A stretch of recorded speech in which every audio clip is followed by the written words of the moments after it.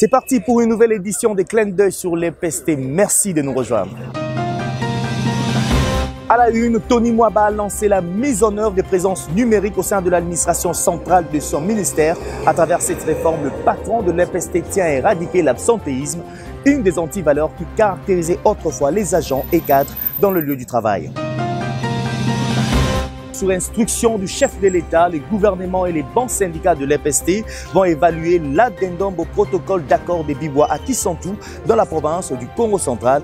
Des échanges anticipés pour trouver des solutions aux revendications des enseignants afin d'aboutir à une rentrée scolaire apaisée. Et puis cette correspondance de Madame le secrétaire général intérimaire à l'EPST adressée à tous les directeurs provinciaux sur ordre du ministre. Christine Nepa a annoncé les dispositions pratiques à prendre pour une bonne rentrée scolaire. Un communiqué à suivre dans cette édition. Voilà pour les titres. Bienvenue à tous. C'est à Béatrice Hôtel, dans la commune de la Gombe, que le ministre de l'EPST, le professeur Tony Mwaba, a lancé la mise en œuvre des présences numériques au sein de l'administration centrale de son ministère. Cette réforme vise à éradiquer tous les cas d'absence dans le lieu du travail, une manière également de lutter efficacement contre les antivaleurs. Cet outil, je l'espère, devra vous permettre de renforcer également vos autorités sur ces agents et surtout le leadership de tout un chacun. En particulier, la direction des ressources humaines est appelée aussi désormais à nous fournir des statistiques de présence, des effectifs fiables pouvant nous permettre d'améliorer aussi notre rendement professionnel. J'ose croire donc que la mise en œuvre de ces logiciels va aider les ministères à éradiquer l'absentéisme et les autres formes d'antivaleurs. Nous sommes dans un sous-secteur qui est couvert par toute une stratégie sectorielle avec ces trois axes, accès, qualité et gouvernance. Mais avec la petite expérience à la tête de ces ministères, laissez-moi vous dire que le vrai problème à l'EPST, c'est dans la gouvernance. Nous avons donc besoin d'une gouvernance qui va dans le sens du renforcement de la gestion et de l'administration scolaire. Ceci nous permettra de réussir la pérennisation et la consolidation de la gratuité et même de relever la qualité de l'enseignement. Que ce soit dans la gestion directe ou indirecte, nous avons besoin de cette gouvernance forte et aussi d'une administration forte. Ce sont des échanges anticipés pour trouver des solutions aux revendications des enseignants sur instruction du chef de l'État. Les gouvernements et les banques syndicats de l'EPST vont évaluer l'addendum au protocole d'accord des Bibois à Kisantu dans la province du Congo central. Objectif, préparer une rentrée scolaire apaisée sur toute l'étendue du territoire national. Nous avons le devoir de construire un Congo meilleur où tous les enfants, filles et garçons, ont droit à l'éducation. Sur instruction de son Excellence, Monsieur le Président de la République, Félix-Antoine Tshisekedi, sous l'impulsion du Premier ministre, Monsieur Jean-Michel Samalukonde Kyenge, le gouvernement de la République démocratique du Congo, procède avec le banc syndical du secteur de l'enseignement primaire, secondaire et technique à l'évaluation de l'addendum au protocole des Bibois, signé à Mbwela Lodge, dans la cité de Kisantu, territoire de Manzangongo, province du Congo central, à partir de ce lundi 8 août 2022 dans la même cité. Nous irons à Mbwela à partir de ce lundi 8 août 2022 pour évaluer ce que le gouvernement a fait et ce qu'il n'a pas fait et voir comment est-ce que nous allons établir une feuille de route et voir comment on va exécuter ça. D'abord, nous sommes contents parce que la fois passée, nous avions dit aux banques gouvernementales que les commissions paritaires doivent se tenir pas seulement à la veille de la rentrée scolaire, mais avant même la rentrée scolaire. Cette fois-ci, nous sommes très contents parce qu'on nous a invités avant même que nous puissions arriver à la rentrée scolaire. Ces travaux visent à baliser la voie pour une rentrée scolaire apaisée. Les syndicalistes provinciaux et de Kinshasa seront avec le gouvernement pour que les enfants rentrent sans écueil à l'école le 5 septembre prochain. Que vive l'éducation en RDC. On en vient à cette correspondance de Madame le secrétaire général intérimaire à l'EPST adressée à tous les directeurs provinciaux sur ordre du ministre. Christine Nepané a annoncé les dispositions pratiques à prendre pour une bonne rentrée scolaire. Suivez.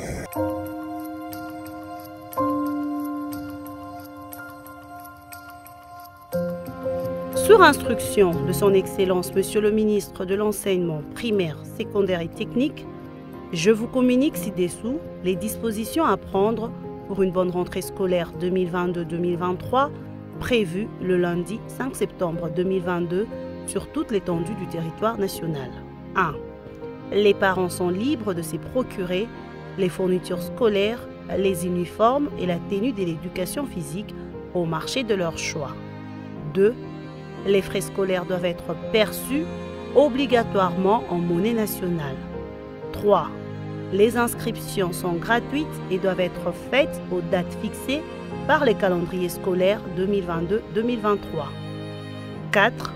Aucun élève ne peut être exclu pour des raisons de son appartenance ethnique, raciale, religieuse ou pour raison de frais scolaires. J'attire votre attention sur le fait que certaines dispositions énumérées ci haut, quoique prises antérieurement, souffrent de non-application et vous instruit de prendre des sanctions sévères à l'endroit des récalcitrants et avec tous les partenaires éducatifs concernés. Les présentes dispositions sont d'application stricte et immédiate pour une rentrée scolaire apaisée. Veuillez agréer, Madame, Monsieur le directeur provincial, l'expression de mes sentiments patriotiques. Christine Nepané Kabala, secrétaire générale intérimaire à l'EPST.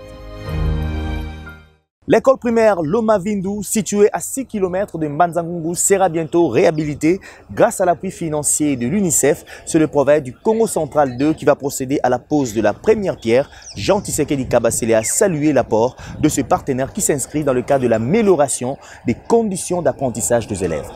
Je vous avais dit les derniers jours que nous avons validé notre plan d'action opérationnel, que c'est une boussole qui nous permet à diriger la province éducationnelle. Et là, nous avons fait des plaidoyers aux partenaires sur base de ce qui est indiqué nos indicateurs. Il y a des places où nous avons trouvé que nos indicateurs indiquaient rouge, c'est-à-dire il fallait demander aux partenaires pour la construction des écoles, la réhabilitation des écoles, même les problèmes des bancs dans des écoles, parce qu'il y a la gratuité surtout au niveau primaire. Et là, nos plaidoyers, ça, il y a une très bonne résolution. Je peux vous assurer aujourd'hui que nous sommes les bienheureux, les gens de la province éducationnelle du Congo central 2, parce que la construction commence dès demain ou après-demain. Je vais descendre à l'épée Loma Vindu pour poser la première pierre. Les gens qui sont venus pour construire, appuyés par notre partenaire incontournable, l'UNICEF, ils sont déjà dans nos mines. Déjà, dès demain, je vais descendre pour poser la première pierre et la construction va commencer. Parlons cette fois du PACE, projet d'amélioration de la qualité de l'éducation. Ce projet du ministère de l'EPST tend déjà à sa fin. Mais qu'est-ce qui reste en termes d'activité? Écoutons les explications de Wali Belade, coordonnatrice adjointe au secrétaire général chargé du PACE.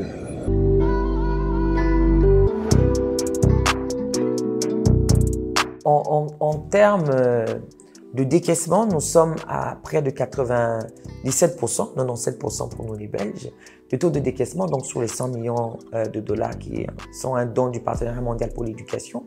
Mais en termes d'activité, il nous reste deux grandes campagnes à réaliser. La première est celle sur la sensibilisation autour de l'utilisation des langues nationales comme médium dans l'apprentissage de la lecture et l'écriture. C'est une grande réforme entamée par le ministère déjà il y a plusieurs années que nous avons voulu matérialiser aussi par la distribution des manuels scolaires en langue nationale, dans les 4 langues nationales. Alors la seconde campagne, elle concerne la scolarisation des filles. C'est une campagne que nous avons menée annuellement et dès la rentrée scolaire, nous allons encourager toutes nos filles à aller à l'école, ceci pour atteindre nos objectifs d'accès, surtout pour nos petites filles au primaire. À part les campagnes, nous avons 2 grandes études qui vont être finalisées. La première étude, elle porte sur l'éducation non formelle. Et là, c'est en soutien au ministère des Affaires sociales. L'éducation non formelle sur les besoins de l'éducation non formelle, elle va être présentée dans quelques jours. La dernière étude qui va être réalisée, ce sera en fait une espèce d'évaluation d'impact du projet.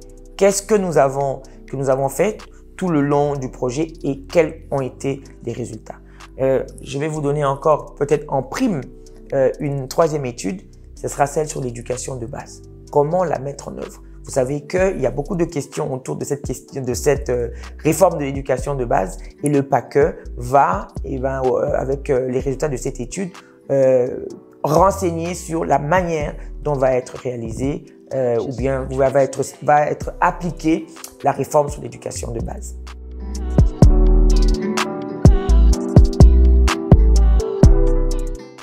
Toutes les actions, disons-le, sont déjà en cours parce qu'il y a la partie immergée de l'iceberg, c'est de toutes les préparations à faire, les autorisations ou les non-objections à obtenir du côté de la banque.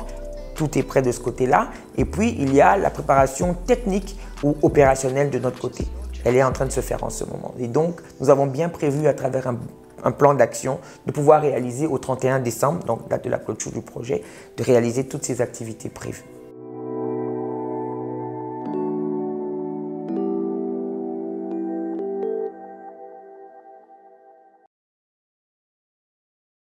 Un mot de santé, améliorer la prise en charge sanitaire des professionnels de la CRE demeure le cheval de bataille de la MESP, Mutuelle de santé des enseignants de l'EPST. Cette structure s'étend déjà en province pour atteindre tous les enseignants de la République démocratique du Congo. Ce reportage nous en dit plus. La Mutuelle de santé des enseignants de l'enseignement primaire, secondaire et technique, MESP-ASBL, est une organisation d'assurance santé créée par la volonté des enseignants à mutualiser leurs forces avec l'appui du gouvernement à travers le ministère de l'EPST en vue de garantir une prise en charge sanitaire en cas de maladie. La mutuelle de santé des enseignants de l'EPST a vu jour le 11-11-2011. Dans son histoire, est l'une des réponses des revendications des enseignants de l'EPST. Il s'est posé le problème de liquidité avec l'arrivée du ministre Tony Mwaba. Il nous a appuyés dans les démarches au point que maintenant c'est une réalité, le gouvernement a augmenté.